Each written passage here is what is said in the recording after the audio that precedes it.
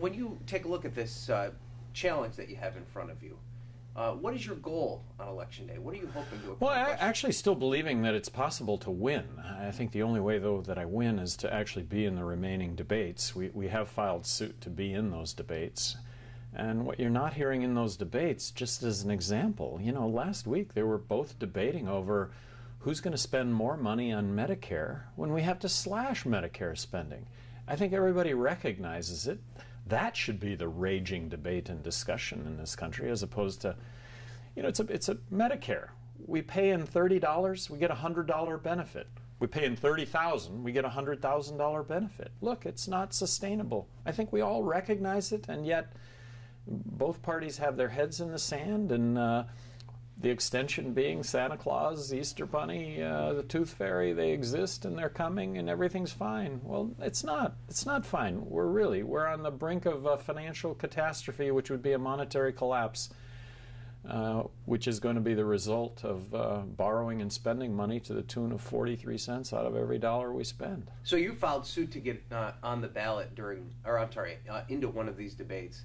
And do you think that that's one of, I mean, you've already mentioned this, but explain why you think that's one of the big impediments to your campaign really catching some energy and having the opportunity to kind of overcome the power of the Republican and Democratic parties? Well, let me point out something that it isn't so obvious, but right now I'm polling at 5% nationally. Do you hear my name 5 times every time you hear Obama's name 45 times? Well, no, you hear my name 1 time every 5,000 times you hear these guys' names. If I was just given the credit that I've earned to this point, which would be 5 times mention for their 45 times mention, I think I would be the next president of the United States, because there would be scrutiny of, you know, who I am, what I've done, and what I'm talking about. So the debates give me, though, would give me that opportunity, which, like I say, there's no interest whatsoever in the Presidential Debate Commission seeing a third party on stage. Private organization set up by Democrats and Republicans with absolutely no interest whatsoever in seeing a third party on stage. And there's been some talk about this Presidential Debate Committee. They've kind of ordained themselves for this responsibility, right? I mean, there's no official capacity. Everybody just kind of goes along with it.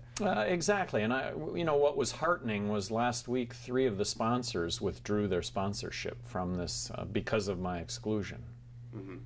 And so let's say the scenario plays itself out and you're not able to get in any of the debates.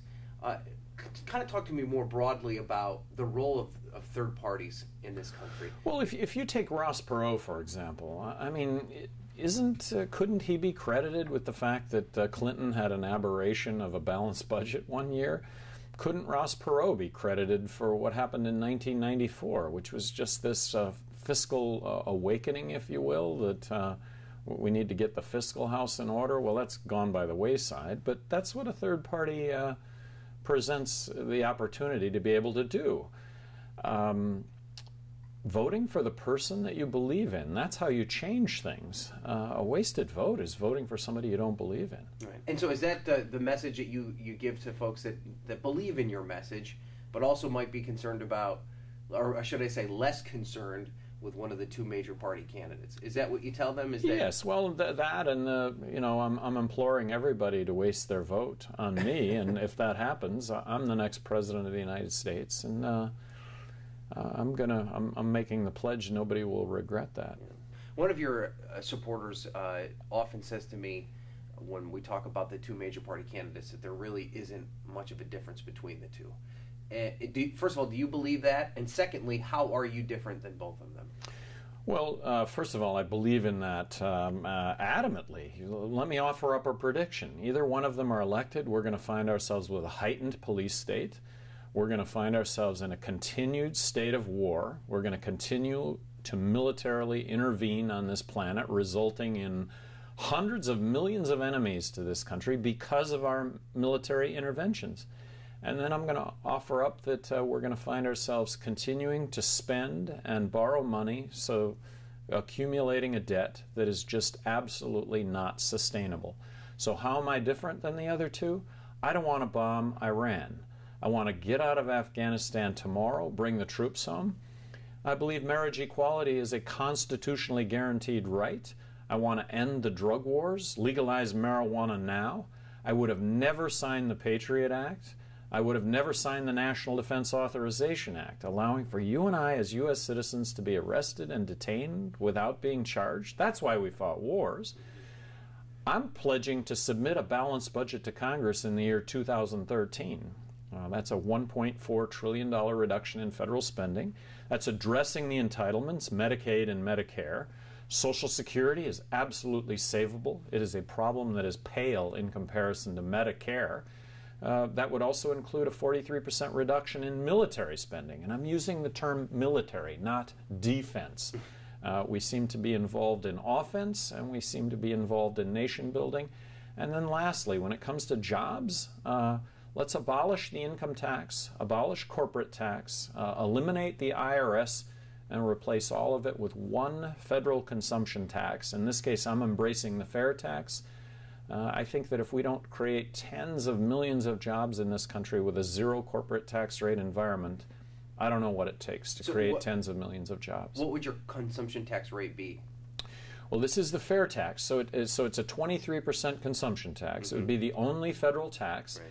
And it ends up being cost neutral over a very short amount of time. So let me use a can of Coke as an example.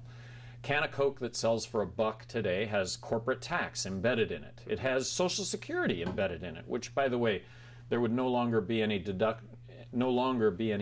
deductions from your payroll check, nor would there be employer matches to your payroll check. All of that would come out of the proceeds of the fair tax. But that said, you're going to bleed out all non-transparent taxes from goods and services. So the can of Coke won't sell for $1 anymore for Coke to make the same profit. They'll sell it for 80 cents. You'll apply the 20. It'll end up being cost neutral. And the revenue side would be more or comparable to what the current tax structure brings in? It's designed to be revenue neutral, so still need to cut, in this case, $1.4 trillion from the federal budget. Now, I think enacting the fair tax would be an explosion of growth in a very short amount of time. We use that explosion in growth to pay back the $16 trillion in debt, but I'm not even factoring that in. My balanced budget is based on cuts to federal government spending. Well, let's talk about cuts to federal spending, because one of the hottest debates in terms of the presidential race here in Virginia is sequestration and this fiscal cliff that everybody in Washington keeps talking about. Do you view it as a catastrophe looming, as both Republican and Democratic parties do, that if they can't come to some sort of agreement on the debt ceiling and sequestration goes into effect, that I mean, you've talked about serious cuts to the military. Sequestration is nibbling at the edges. It's not enough, is what you're saying. Well, not nearly enough. It's lip service, and if it were fully implemented, you know what? Tomorrow we still have the fiscal cliff looming, and the fiscal cliff that's looming is a monetary collapse. It's when the dollars that we have in our pocket don't buy a thing because of the accompanying inflation that goes along with borrowing and printing money, to the tune of 43 cents out of every dollar we spend. A monetary collapse. Russia experienced a monetary collapse at the end of the 80s.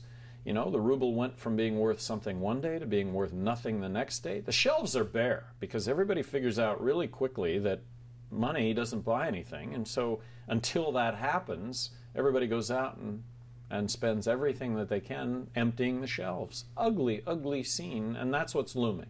Mm-hmm.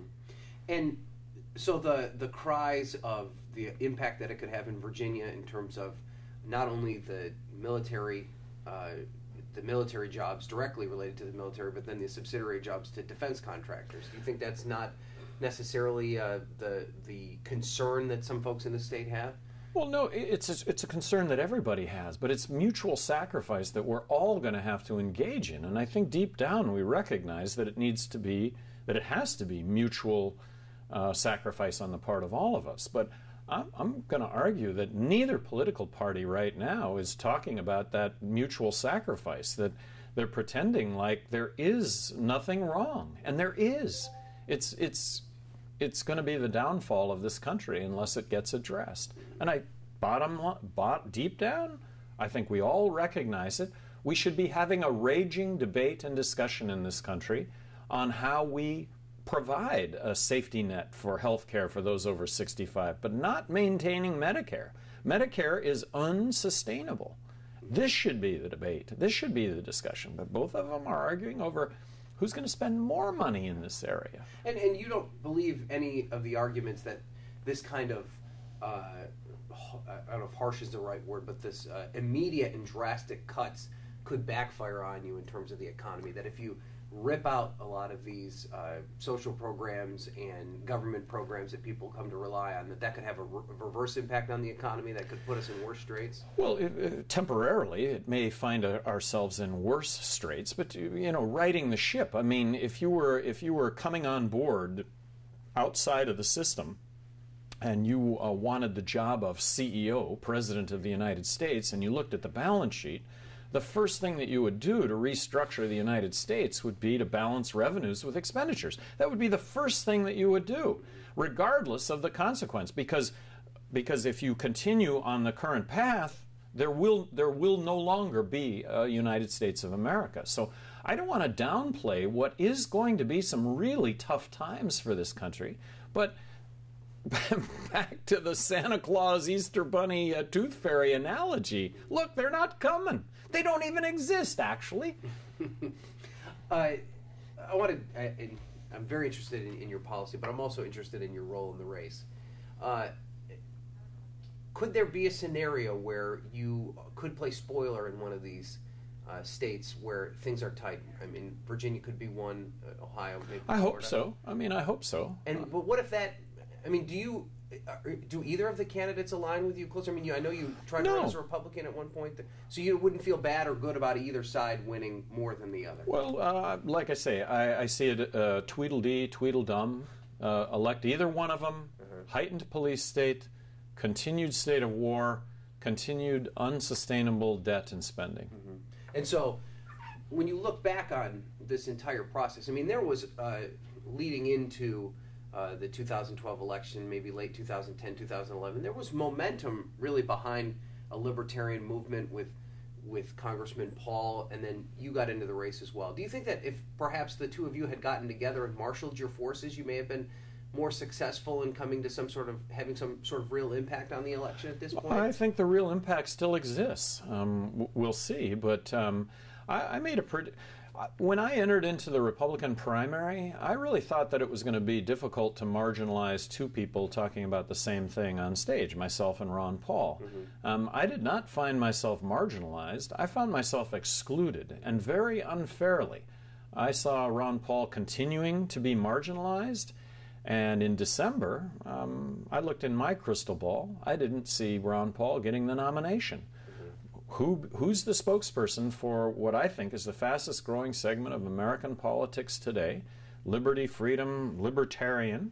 Well, it was going to be the libertarian candidate for president, and I saw an opportunity to be that nominee. Right. So where does the libertarian, or the movement, I should say, not to label you in any way, where does it go from here? I mean, you do have a lot of passionate supporters who are convinced that you have the right ideas.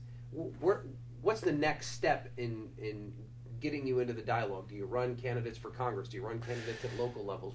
How do you get that? No, engaged? You hit that on the head. And right now, within the Libertarian Party, there are more quality candidates in the pipeline. This is according to libertarians that have been with the Libertarian Party from day one. And this is the 40th anniversary this year of the Libertarian Party. There are more candidates in the pipeline right now, quality candidates, that they've ever seen before. And I mean double, quadruple the numbers that they've ever seen. So yes, this is a result of this awareness. And this is the fastest growing segment of American politics today. Speaking with a broad brushstroke, I think the majority of Americans are fiscally responsible and socially accepting. And I don't use the word tolerant, because tolerance implies I really don't like your lifestyle, but I'll tolerate it. I think we really don't care, as long as what you do with your life doesn't negatively impact mine. Okay. All right, anything else you want to touch on that we haven't talked about today, that you think is important that we haven't? Well, it does get back to this, elect either one of these two guys, we're going to find ourselves, nothing changes. Nothing changes. Much to do about nothing. I mean, you kind of touched on this fact about Perot's impact on the '92 election, where he 13% of the vote, I think, something like that. But wasn't it more like maybe 19? But didn't win any electoral votes, right? Right. And maybe have impacted policy a little bit. But where does the next step come where a third-party candidate could have a legitimate chance at winning electoral votes and maybe even winning the election outright, or having a force, having votes in Congress, having... Yeah, well, so this is something that is growing, and right now coming into this, we have state organizations. There's a lot of excitement. There's a gigantic amount of excitement. Where does it all channel itself? Well, in this case, it needs to continue. So I'll continue to be the spokesperson for this movement as long as I'm relevant, and our success or failure in life is determined on really ascertaining, are you really relevant? Right. I mean, if you can't determine that for yourself, well, that's the difference between success or failure. Does it frustrate you, too, and to get back to this point about not getting into the debates, you were a governor of a state, a pretty largely populated state, and for some reason you were never taken seriously, even from the get-go. Do you think that is because... and I don't mean that. I mean, you weren't taken seriously in terms of getting into the debates. Do you attribute that to the fact that your views maybe aren't mainstream, or what was it that kept you out of that loop? Well, you know what, I could come up with 200 reasons for why that may be the case. Each one of them would be as credible as the next, but I can't put my finger on exactly what happened. I have dozens of examples, but if I can just point out one to you, and I'll pose it to you, and you tell me what you would have done in my situation. About halfway through the debates, they stopped issuing criteria for the debates, so it was invitation only. But CNBC, and I have a dozen examples of what I'm about to tell you. CNBC, for their first debate that they hosted, they issued 2 criteria for the debates. One, be registered to run for President of the United States. The other was 4% in any national poll over the prior year. Well, over the prior year, I was 4% in Gallup, and I was registered to run for President of the United States. CNBC would not return our phone calls as to why I was not given a seat on the debate stage, given the criteria that they published on their website. If you were me, I'm going to the Republican, I'm going to the RNC, I'm going to Reince Priebus, and I'm saying to Reince Priebus, I'm demanding he stand up for a former 2-term governor of New Mexico that is being excluded from a debate that is basically saying to Republicans, screw you all, we're going to determine who's on stage, not the Republican Party. Well, I should be given a chance to make that case. Reince Priebus just blew me off. Like he didn't even, like I was speaking alien. Mm-hmm. There's an agenda on the national scene that I came from New Mexico, ran completely outside the political system, becoming governor of New Mexico. I mean, I'd never been involved in politics before, but it was an open process. I was given a shot at making my case to Republicans in New Mexico. And New Mexico is a state that's 2-to-1 Democrat. I don't know if you know that or not. So I got elected governor 2 times in a state that was 2-to-1 Democrat, making a name for myself being a penny pincher. I mean, I may have vetoed more legislation than the other 49 governors in the country combined. And you'd think the sky was going to fall, and that's actually what was being declared all the time. The sky's going to fall, man. There's going to be people dying in the streets. Johnson's a Darwinist, you know. This guy's survival of the fittest. Anyway, none of it happened. Actually, things ran better, and I think everybody noticed it.